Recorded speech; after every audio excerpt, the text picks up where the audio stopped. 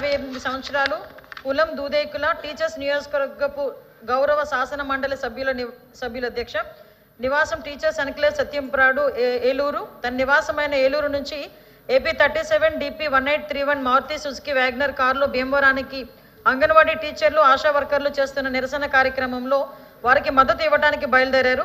కీర్తిశేషులు శ్రీ షేక్ సాబ్జీ డ్రైవర్ పక్క సీట్లో ముందు కూర్చున్నారు. ఆయన PSO, PA వెనక సీట్లో కూర్చున్నారు.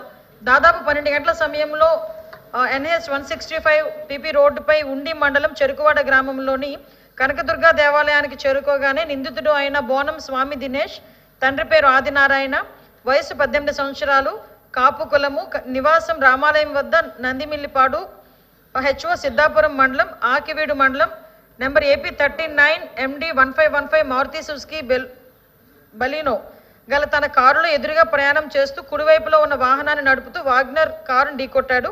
దీని ఫలితంగా కారు ముందు భాగం ధ్వంసమైంది. ముందు సీట్లో కూర్చున్న మృతులు షేక్ సాబ్జీ తీవ్రమైన గాయాల పాలై అక్కడికక్కడికే మృతి చెందారు. కారులో ప్రయాణిస్తున్న మరో 2 తీవ్రమైన గాయాల పాలయ్యారు. ఇందుకు సంబంధించి 15/12/23 తేదీన నేరం నెంబర్ 235/2023ను 304A 327 IPC సెక్షన్ల కింద ఉండి పోలీస్ స్టేషన్లో కేసును రిజిస్టర్ చేసి దర్యాప్తు చేయడం అయింది. ఈ కేసులో ఆకివీడు సర్కిల్ పోలీస్ ఇన్స్పెక్టర్ దర్యాప్తు నిర్వహించి దర్యాప్తు సమయంలో 18/12/2023 తేదీన CRPC 41A విభాగం కింద నిందితులకి నోటీస్ ఇవ్వడం జరిగింది. 1వ నిందితుడైన బోనం స్వామి దినేష్కు కారు నడిపేందుకు డ్రైవింగ్ లైసెన్స్ లేనందున ఈ కేసులో కారు యజమాని అయిన దోగిపర్తి రమేష్ను 2వ నిందితుడిగా IO జత చేశారు.